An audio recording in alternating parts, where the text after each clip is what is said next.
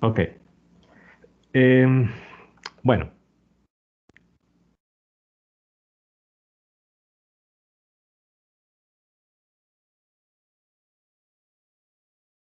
hablamos de potencial escalar o potencial electrostático. Y arrancamos de la definición de campo eléctrico, ¿no? En un punto R, la definición general para una distribución.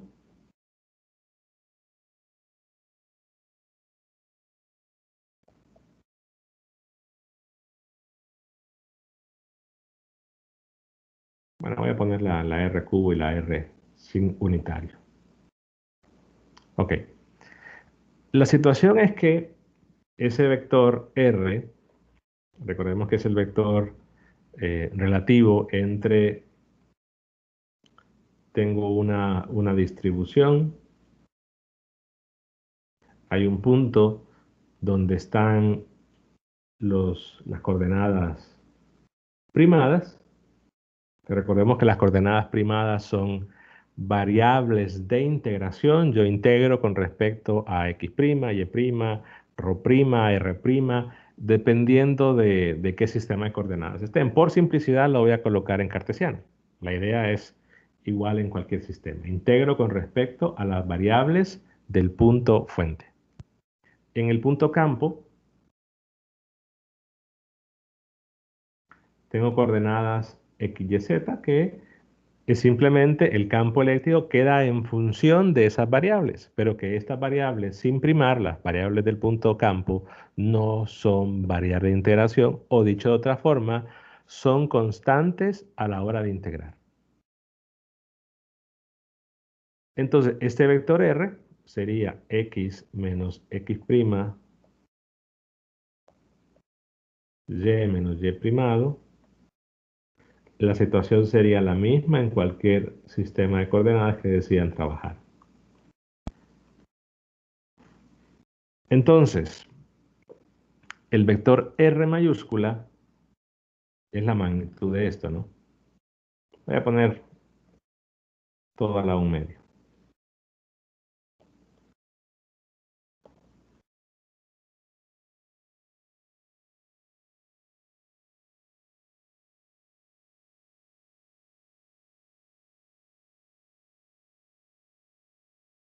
Entonces yo podría tomar, esto es una función escalar, esto es un vector. Entonces yo a esa función escalar, si defino 1 entre R, sigue siendo una función escalar, pero le puedo tomar el gradiente a esa función escalar. Ahora la situación es el gradiente respecto a qué variables. ¿Por qué? Porque tengo las variables del punto de campo y tengo las variables del punto de fuente. Y el resultado va a ser diferente. ¿Por qué? Bueno, porque las variables x, y, z están sin ningún signo y las variables x', y', z' están con un signo negativo. Pero en términos de ubicación de variables, la ubicación es la misma. La ubicación es la misma y por lo tanto, a la hora de calcular esa derivada, la diferencia va a ser un signo. Entonces se puede probar que si yo estoy calculando un gradiente con respecto a las variables del punto de campo, esto es igual, y lo hacen ustedes la derivada,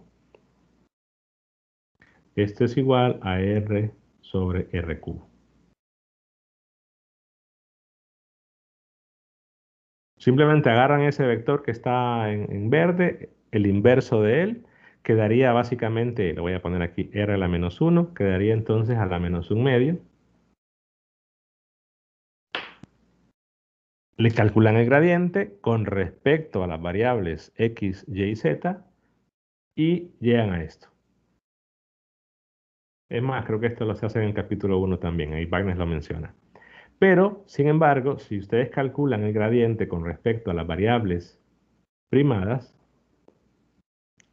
sea, aquí me refiero a que el operador es la derivada con respecto a x, la derivada con respecto de y la derivada con respecto de z. Aquí me refiero al primado, es la derivada con respecto a x primada más la derivada con respecto a y primada, que son dos cosas diferentes. Pero que estarán de acuerdo que la única diferencia en el vector, en el escalar, en el vector también, es el signo. Las primadas llevan, eh, perdón, aquí es menos, menos, menos, menos. Si quieren calculen la derivada y van a ver que da un negativo. Entonces, como la única diferencia que hay entre las normales y las primadas es el menos, el gradiente con respecto a las variables primadas va a llevar un positivo. Esa es la única diferencia. Pero básicamente, el término este de acá, r vector entre r cubo, es este de acá en la expresión del campo eléctrico. Entonces quiere decir que yo puedo expresar r entre r cubo como menos el gradiente con respecto a las variables del punto campo del 1 entre r. Ahora el negativo hagan la derivada, el negativo básicamente viene de cuando bajen este un medio, ¿no? Negativo. De ahí viene el negativo. Pero hagan la derivada, eso no le va a tomar ni 5 minutos. De forma que el campo eléctrico se puede escribir entonces como 1 sobre 4pi epsilon 0, la integral sobre la distribución, el diferencial de carga, por menos el gradiente de 1 entre r. Y repito, es el gradiente con respecto a las variables del punto de campo. De forma como este gradiente es con respecto al punto de campo y la integral, la variable de integración es respecto al punto fuente, entonces yo puedo sacar el gradiente de la integral. ¿Por qué? Porque aquí estoy derivando con respecto a una variable diferente a la que estoy integrando. Recordemos además que las variables del punto campo son constantes en la integral. Si estas fueran las mismas variables, yo no puedo sacar el nabla de la integral. Entonces lo que hago es sacarlo de la integral y hacer un par de arreglos. En este caso voy a escribir gradiente de 1 sobre 4pi. El 1 sobre 4pi epsilon 0 es una constante. Puedo meterlo en la derivada, no hay ningún problema.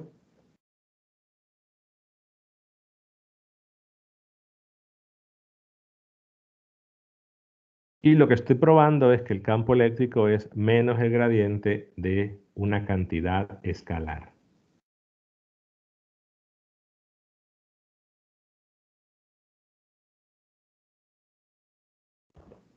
Y a esa cantidad escalar se le llama potencial escalar o potencial electrostático.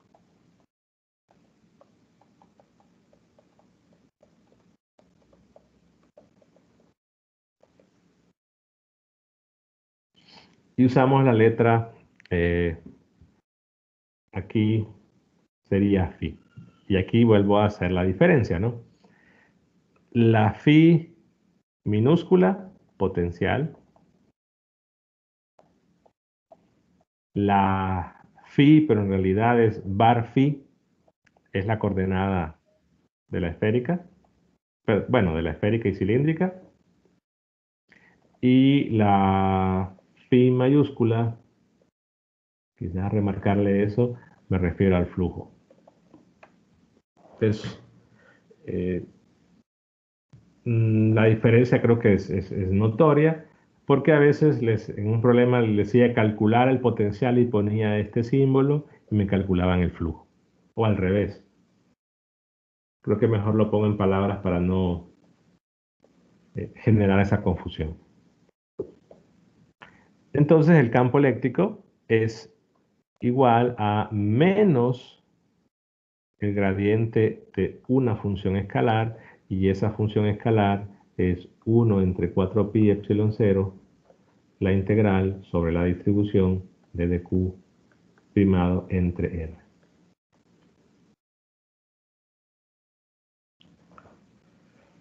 Debemos resaltarnos que lo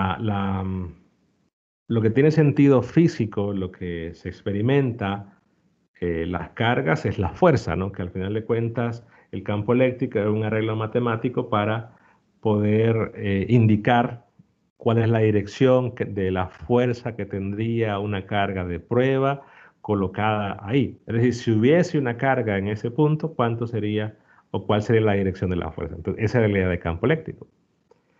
De la misma forma, es conveniente, matemáticamente hablando, resaltar que el campo eléctrico se puede escribir como el gradiente de algo y que el negativo es ah, irrelevante, es decir, el campo es el gradiente de algo, o algunos libros de repente van a ver que no le ponen el negativo, pero que sea el gradiente de algo lo que nos está diciendo es que es conservativo, porque esa es justamente la definición, ¿no?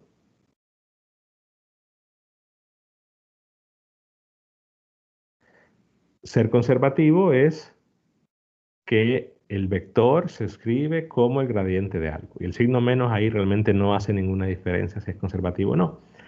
Por lo tanto, podemos concluir que al ser conservativo, el rotacional del campo eléctrico es igual a cero. Y esto resalto en electrostática.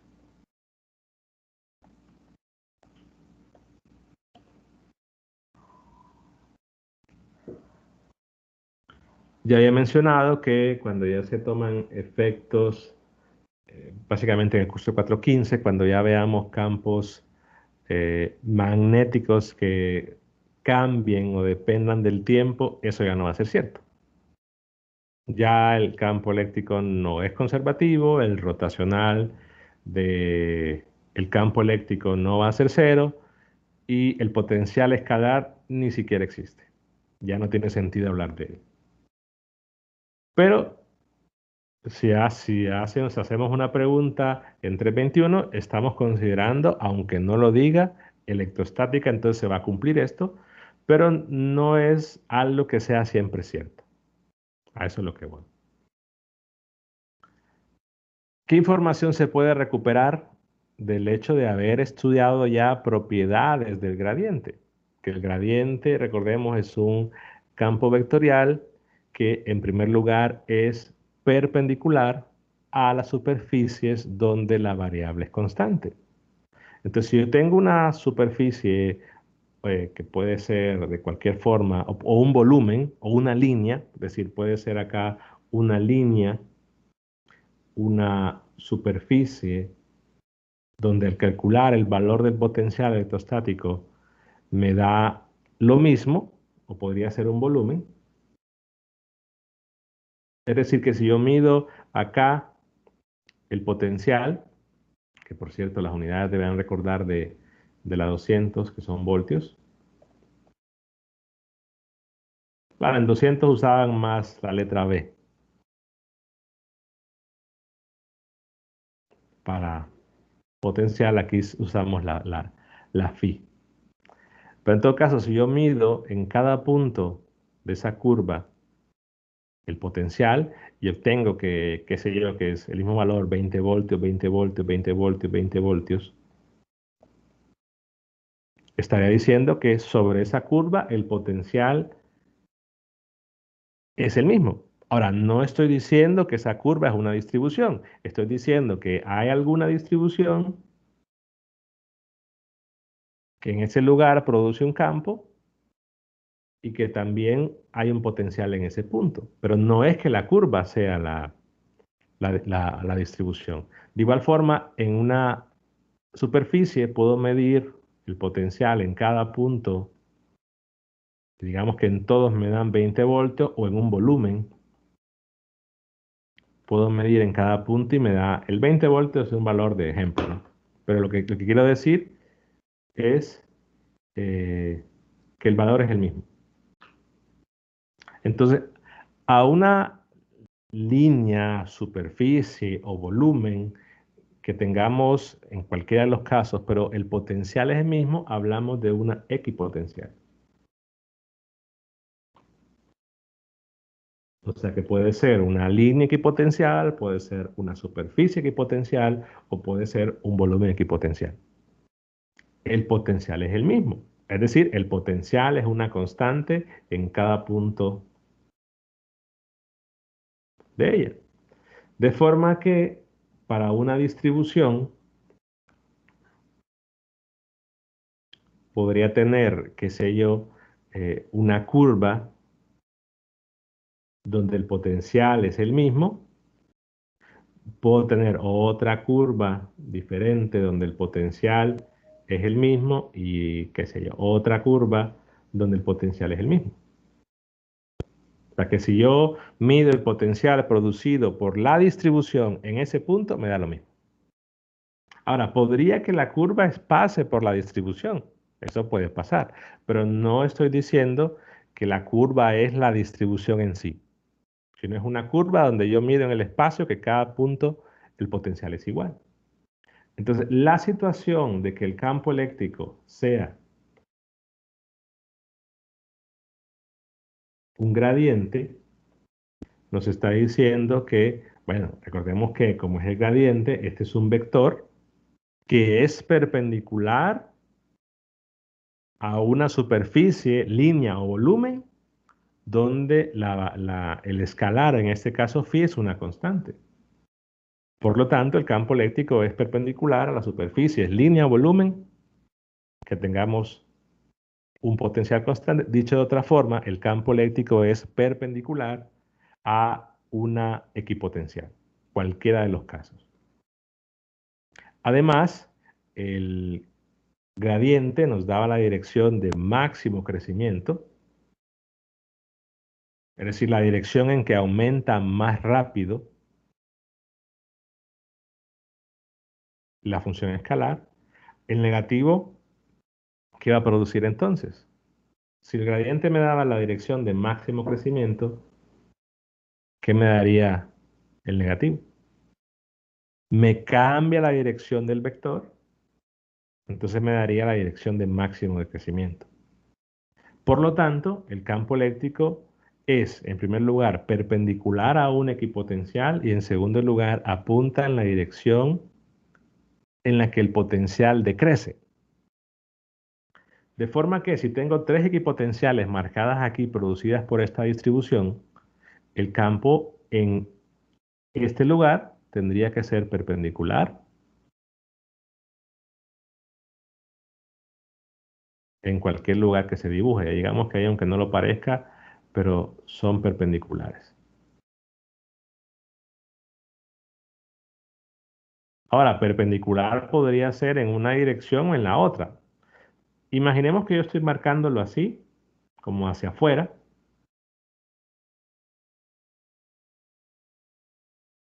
pero podría ser en la otra dirección. La pregunta es, ¿qué implicaría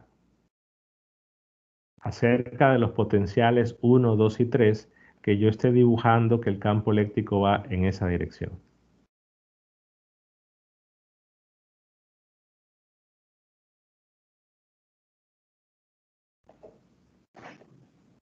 Que el campo uno es el más grande de todos, ingeniero.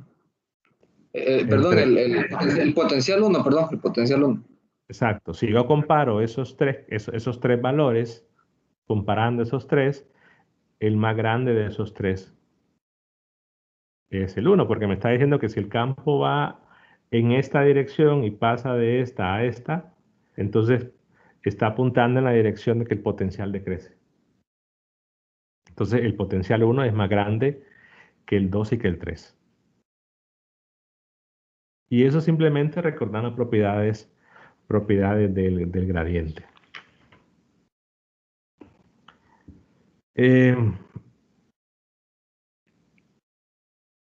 Si vamos a la definición inicial, esta de acá, de decir, el gradiente de 1 entre R es menos R entre R cubo, en realidad la situación podría darse al considerar una constante cualquiera. Es decir, tener el gradiente de 1 entre R más una constante, igual lo va a cumplir. Solo aquí voy a usar constante, voy a usar una K. Wagner usa C, pero no quiero confundirlo con capacitancia.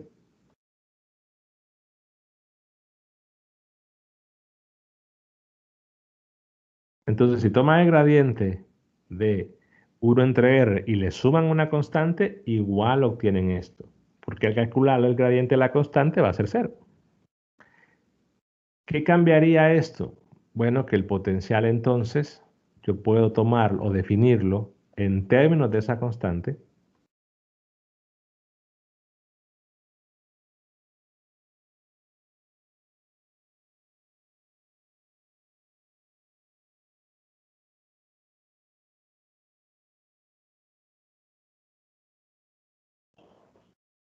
Y decir, bueno, depende de una constante.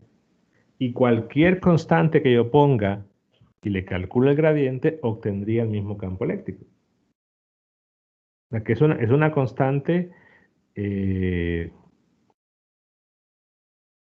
digamos, arbitraria, donde matemáticamente me cumple.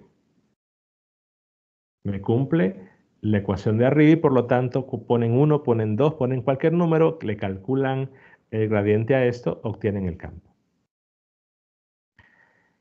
La situación es que es una constante que se puede definir mediante una condición inicial.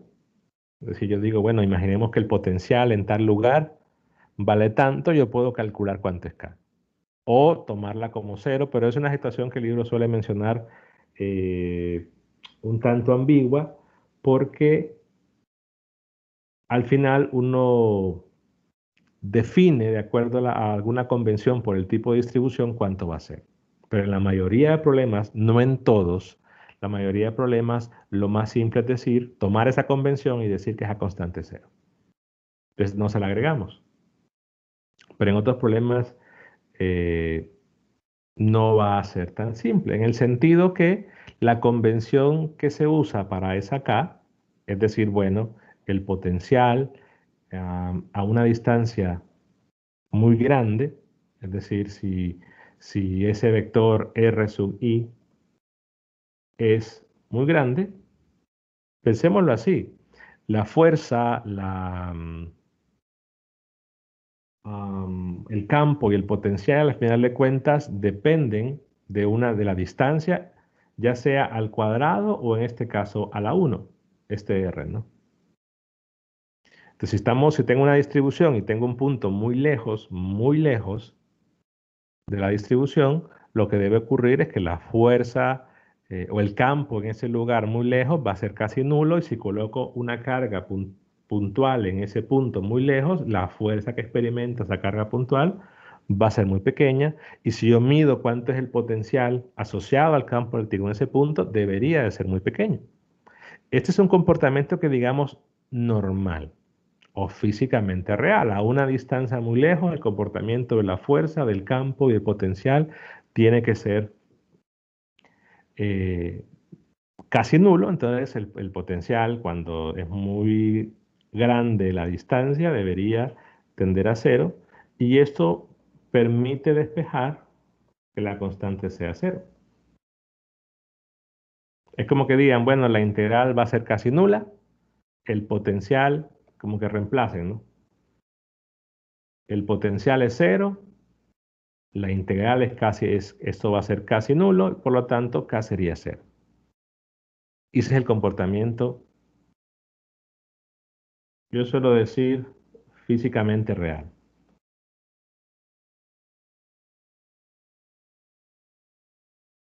¿Por qué? Porque en la realidad eh, la mayoría de cosas se comportan así,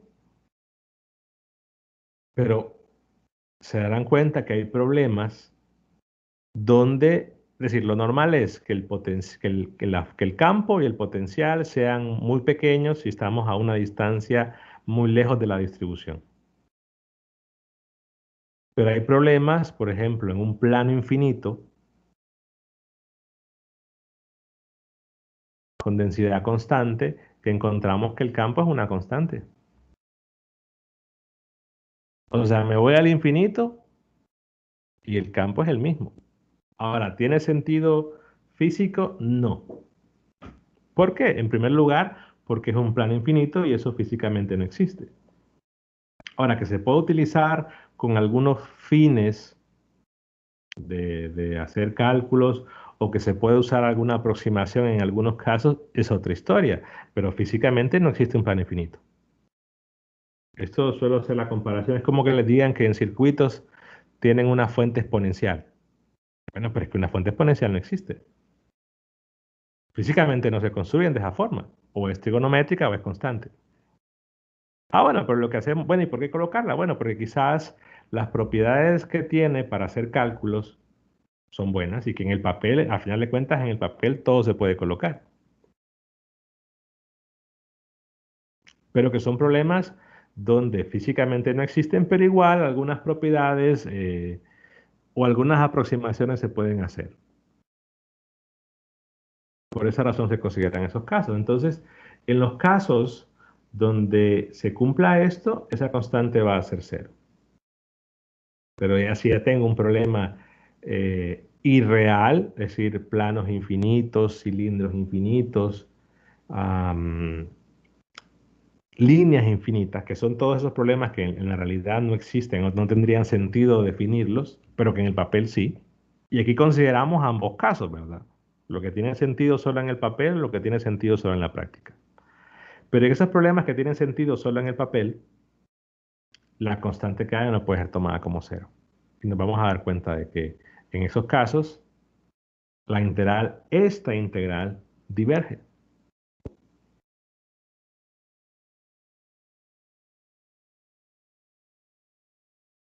Y k ya no va a ser cero.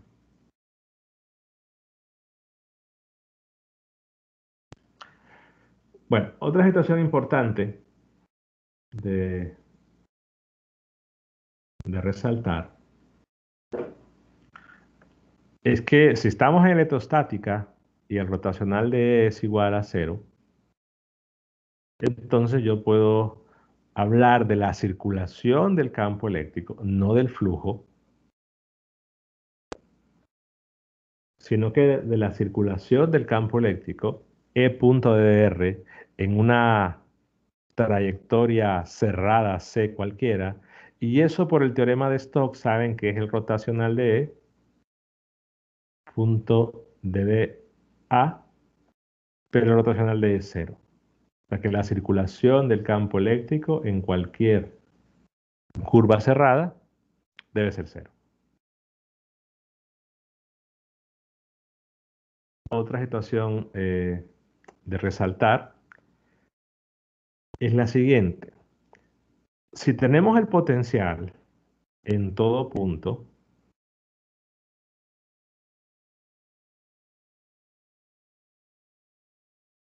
que si yo tengo, sé cuánto es el potencial en cualquier lugar del espacio, en cualquier coordenada, sea en coordenadas cilíndricas, esféricas, en lo que sea. Pero yo sé en ese punto cuánto es el potencial.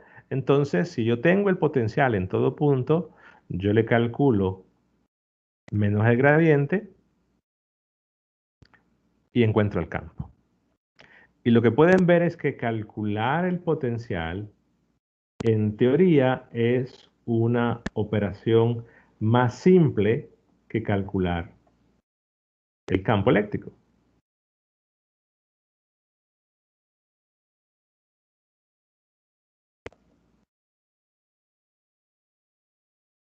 Más simple entre comillas, ¿verdad?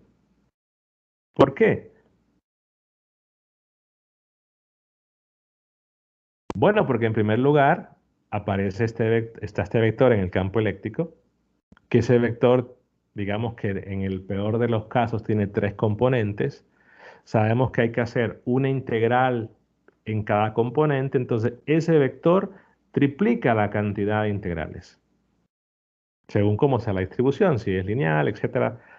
Saben que es una simple, doble o triple, pero eso me va a triplicar la cantidad de integrales. En el caso del potencial, no, solo haría una. Bueno, una integral en la distribución. Que de repente, que como está el cubo, tendría, en el caso de R, tendría a la 1, entonces la potencia eh, es más pequeña, entonces igual la integral en principio sería más simple. O sea, calcular el potencial en todo punto es en principio más simple que calcular el campo. Entonces, si yo puedo calcular el potencial en todo punto, lo hago, obtengo el gradiente y obtengo el campo y sería un camino más simple de obtener el campo en todo punto. Pero sucede lo siguiente. Eh, Saben que hay problemas donde, o en todos los problemas han hecho, que se han pedido puntos específicos, calcular, por ejemplo, tenían un disco en el plano XY y les pedían calcular el campo o la fuerza en un punto en Z. Ah, bueno, pero por qué no lo pidieron en un punto cualquiera, digamos un punto acá, o un punto en el eje X, o un punto en el eje Y, sino que solamente en Z? No es una cuestión antojadiza, sino que en realidad, si ustedes lo plantean en un punto cualquiera, la integral no tiene solución analítica. Y eso lo pueden probar. En muchos casos suelen aparecer las llamadas funciones elípticas, que las recordarán de 200 cuando vieron el periodo o calcular el periodo para oscilaciones pequeñas, o en un péndulo simple aparecían ahí las integrales elípticas. Solo se mencionan, igual acá solo se menciona en el sentido que calcularlo en todo punto no se va a poder hacer, a menos que utilicemos métodos numéricos. Con el potencial antes ocurre lo mismo. Si la integral al final de cuentas es más fácil, sí, pero aunque sea más fácil, aparecen las mismas funciones y no se va a poder hacer, entonces no se va a poder calcular el potencial en todo punto. Y si bien es cierto, los problemas, pueden revisarlos si quieren, los problemas donde se calculó el campo en todo punto, pues eran exclusivamente aquellos problemas donde se usó la ley de Gauss, en ningún otro caso. Solo en los problemas donde se aplicaba la ley de Gauss por toda la simetría, porque la densidad cumplía ciertas condiciones, entonces se calcula el campo en todo punto. De ahí en ningún otro ejercicio. Quizás se podría plantear en algunos, pero llegaríamos a integrales complicadas que no se pueden hacer. Pues por eso ha sido una pregunta bien puntual, calcular el campo en el eje Z o en tal lugar, pero no en todo punto. Claro, el capítulo 8 presenta una alternativa para esas integrales que no se pueden hacer, porque claro, a veces a uno le gustaría plantear un ejercicio y decir, imaginen que tenemos un paraboloide finito que tenga una densidad de carga, que el paraboloide está cargado.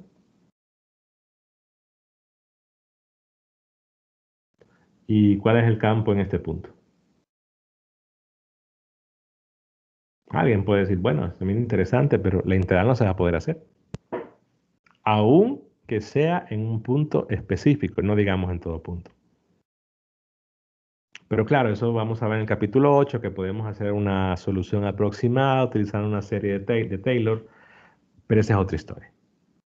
Entonces, aunque sea más fácil calcular el potencial en todo punto, no en todos los problemas se va a poder hacer. Pero si lo tengo en todo punto, lo que sí es seguro es que si lo tengo en todo punto, yo puedo calcular el campo en todo punto. ¿Qué sucede? Y a lo que quiero llegar es qué sucede si yo calculo el potencial en un punto específico, no en todo punto.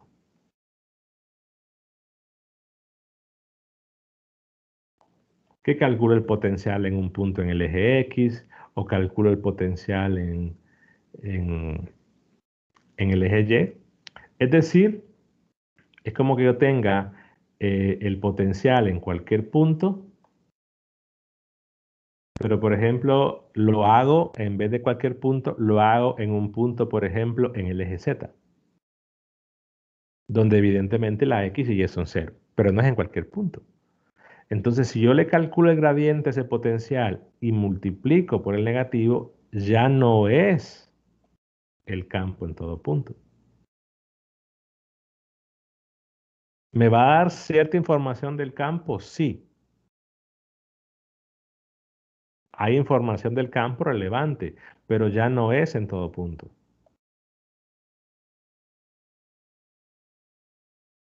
Por ejemplo, si yo calculo el potencial en un punto en el eje Z, el gradiente evidentemente se va a convertir en una derivada con respecto de la única variable que es Z.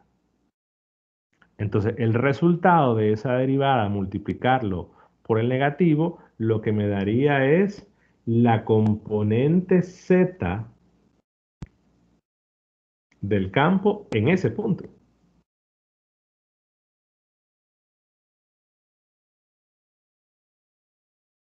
no en todo punto. Ojo con esto. Y lo que se va a derivar, lo que se va a derivar es una función variable. ¿Por qué resalto esto? Examen periodo pasado. Eh, no recuerdo cómo era el problema, pero vamos a ver. Por ejemplo, se pedía más adelante, quizás no ahorita, se pedía calcular el potencial ahí, en un lugar, digamos, en el centro. No es en todo punto, se pedía calcular el potencial en un punto específico, digamos, en el centro de una esfera, por poner un ejemplo. Y digamos que por casualidades del destino, daba cero. Luego se pedía calcular el campo ahí.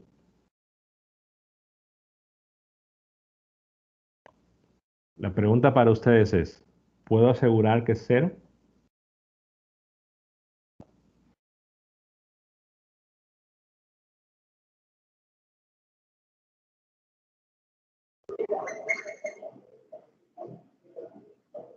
¿Sí o no? No, ingeniero. No. No, no podemos decir que el campo eléctrico es cero porque tiene que ser en todo punto el potencial. Es como que ustedes te dan un ejemplo, tienen una función, ¿no? En una variable. La función en un lugar, la función en ese lugar puede ser cero, la derivada no necesariamente va a ser cero ahí. Ahora, cómo puedo calcular el campo? Bueno, por ejemplo, si yo tuviese el potencial en todo punto, puedo calcular el campo con el gradiente, pero requiero en todo punto, pero no decir como el potencial en este punto es cero, el campo va a ser cero. Ahora, fuera muy diferente decir que en una región el potencial en todo punto en esa región es cero. Ah, bueno, si es en todo punto en esa región es cero, entonces el campo en todo punto en esa región, ahí sí va a ser cero.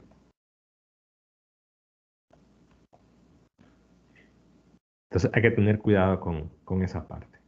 ¿Por qué? Porque en un examen, generalmente resalto cosas de los exámenes porque decir, han sido demasiados estudiantes los que han cometido ese error.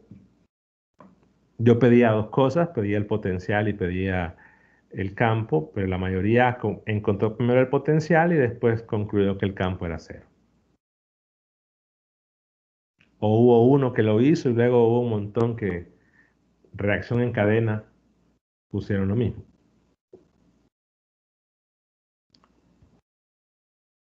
La otra pregunta, bueno, ahora es, si tengo entonces, tengo el potencial, calculo el campo con un gradiente. Sí lo tengo en todo punto. Pero imaginemos ahora que lo que tengo es el campo en todo punto. Pensemos que el campo en todo punto solo, eh, ahorita solo en aquellos ejercicios que se resuelven por ley de Gauss, por la simetría y por todo lo demás, son los que se consideran. No hay otro problema de los que hemos hecho donde hemos encontrado el campo en todo punto. Pero si lo tenemos en un problema de ley de Gauss, si tengo el campo en todo punto, ahora cómo obtengo el potencial en todo punto. Alguien me puede decir, bueno, si tengo que el campo depende de una sola variable, pues simplemente debería integrar, porque es pensar, el gradiente se convierte en una derivante, es decir, tengo una función que sé que es la derivada de otra. Ah, bueno, solo integro. Pero ahora, si depende de dos o de más, la situación no es tan simple. Lo que sí hay que recordar es que un gradiente, el campo es menos un gradiente, y vimos que la definición de gradiente, o que el gradiente salía de hablar de un diferencial total. De forma que, por ejemplo, si yo multiplico por un delta de R para cierta curva, claro, una multiplicación con un producto punto, y yo integro en una curva,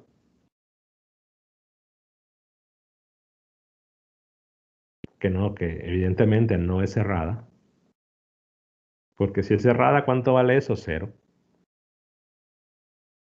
La definición de diferencial total es justamente esa, ¿no? El diferencial de una función escalar es el gradiente punto de R. De forma que tendría menos eh, el diferencial del potencial. Y como es la integral de un potencial, básicamente, si estoy hablando de una curva cualquiera,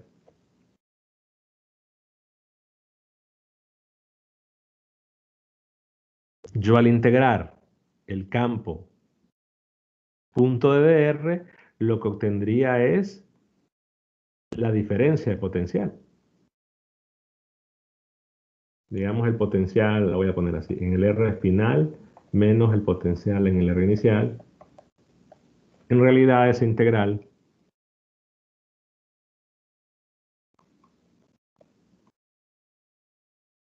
me daría menos la diferencia de potencial. Y la diferencia de potencial es lo que se llama voltaje. Potencial es una cosa, voltaje es otra. Lo que pasa es que a veces, casi siempre el punto inicial, en problemas en circuitos, hay un lugar donde ustedes establecen una referencia como cero, entonces nunca dicen potencial, solo hablan de voltaje, pero se está estableciendo ya una referencia. Pero entonces la integral de línea de punto de R me daría la diferencia potencial. Bueno, pero ¿y esto cómo me ayuda a obtener, en primer lugar, el campo en todo punto y en segundo lugar, cuál es la curva que debo tomar? Pues claro, aquí hablo de una curva C. Yo tendría la diferencia potencial en esos dos puntos, pero ¿cuál es la curva? Lo importante entonces es considerar y recordar que en electrostática el campo eléctrico es conservativo y por lo tanto, yo puedo tomar cualquier curva y el resultado es irrelevante porque hay un resultado de independencia a la trayectoria. Que eso se puede probar, o recordarán de física 100 el trabajo, que el trabajo de una fuerza conservativa no depende del camino. Aquí es casi realmente la fórmula de trabajo. Solo faltaría poner una carga en Q para que sea trabajo, porque recordemos que la fuerza es Q por E. Pero entonces también, al ser conservativo el campo, tenemos un teorema de independencia trayectoria. En cualquier curva, el resultado de esa integral es cero. Entonces aquí puedo aplicar eso de la independencia de la trayectoria considerando que lo que conozco es el campo. Y ya menciono que estamos hablando de los problemas de ley de Gauss, que el campo va en dirección de R, que depende de R, o que el campo va en dirección de ρ y que depende de ρ, o en el caso de los planos, que depende de cómo están los planos, es decir, si el campo va en X, en Y o en Z. Pero imaginemos lo siguiente, que yo tengo una esfera, o esferas simétricas, concéntricas, perdón, y yo quiero calcular el potencial aquí.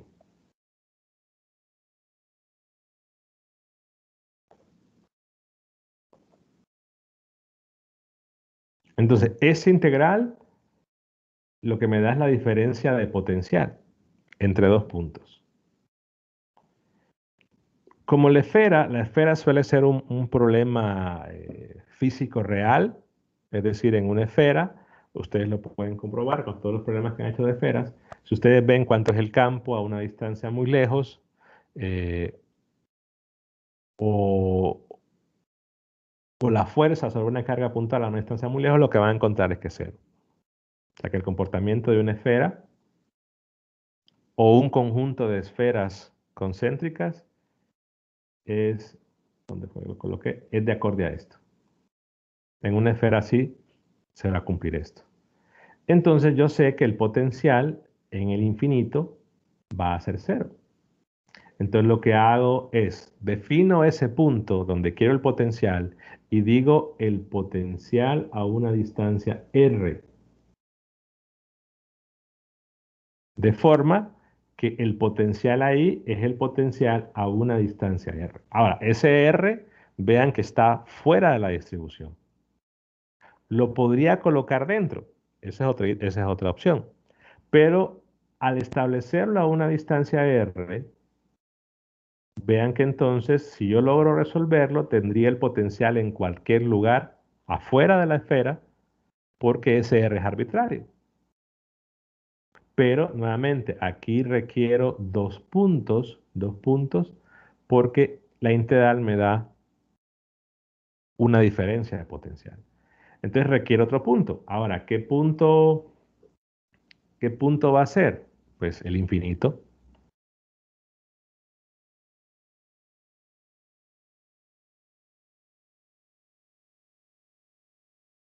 Y así lo voy a poner medio raro, porque digamos aquí es R infinito. ¿Cuánto va a dar de potencial ahí? Cero. Si estamos hablando de una distribución con un comportamiento normal o física real. Entonces, si yo quiero calcular la diferencia de potencial, al ver esa resta, entonces vean que este es cero y lo que tendría sería el potencial a una distancia R. Y básicamente tendría el potencial en función de R, ya no la diferencia potencial, pero convenientemente estoy tomando el otro punto como el infinito, que en este caso es cero. Ya vamos a ver, o van a ver ustedes en los ejemplos, qué hacer cuando no sé hacer. Pero entonces, si es una esfera, sabemos que el campo es radial,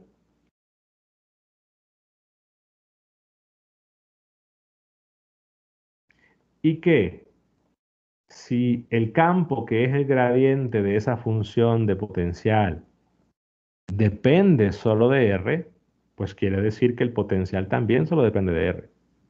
Pueden ustedes considerar que el potencial dependiese de phi o de teta y se dan cuenta que no es posible porque al tomar el gradiente no podría, en el caso general, el campo ser solamente de R. Entonces, si el campo depende de R, el potencial también. Entonces, si yo quiero la diferencia de potencial entre estos dos puntos, yo debería tomar una curva, la curva C. Pero, sé además que el campo a la misma distancia R es igual, porque el campo depende de R. Me da igual a qué R sea, si está un R a un ángulo tal, o más arriba o más abajo. El campo a la distancia R es el mismo. Lo que tenemos que definir entonces, ¿cuál es esa curva C? Pues la manera más simple es decir, bueno, como puedo tomar cualquier curva C, entonces voy a buscar una donde me sea más fácil el cálculo. Sé que algunos se tienen que ir porque tienen clase, igual me voy a pasar unos 2 minutos, pero esto queda grabado. Y es de repente algunas cosas que ya están también en los recursos. Digo entonces, yo puedo tomar una curva cualquiera para hacer la integral y obtener esa diferencia potencial. Cualquier curva se podría. Ahora, ¿cuál es la más simple si sé que el campo es radial? Bueno, una curva que vaya en dirección de R. O sea, una línea con la dirección radial. De forma que, y con esto finalizo, cuando tenemos entonces E punto de DR, busco esa curva que va en la dirección radial o en dirección de ρ si fueran cilindros. Y esto me quedaría entonces, el punto inicial sería este, el punto final sería este. De forma que tendría el potencial en el punto final menos el potencial en el punto inicial, que es un R arbitrario. Y este es cero. Entonces, con esa integral, tomando un d de R en R, para la curva que tengo marcada, puedo despejar la diferencia potencial, que al final se convierte en el potencial a una distancia R. ¿Qué podría ocurrir? Bueno, que entre esos puntos iniciales y finales, la expresión del campo cambie. Que sé yo, pensemos en un problema más general, no en un problema de una esfera. Es decir, que en esta región el campo sea una expresión o que el campo aquí sea cero, luego que el campo en otra región sea, qué sé yo, una dependiente de R, y luego en otra región el campo dependa de 1 entre R. Entonces, si el campo cambia la expresión porque cambia la región, entonces esta integral se tiene que partir. Es decir, aquí el campo vale 1, aquí el campo vale 2, aquí el campo vale 3, y partir, pero la integral de línea, no la parte del punto inicial y final, porque eso es irrelevante. ¿Sí? Bueno, esto resume casi toda la teoría del capítulo 5. Tienen ejemplos representativos de, de calcular potencial para distribuciones. En realidad ustedes pueden agarrar cualquier problema de los que hayan hecho del capítulo 2 y 3. Cualquier problema donde ustedes hayan calculado el campo, simplemente calculen el potencial para que vean lo que va a cambiar. Preguntas hasta ahí.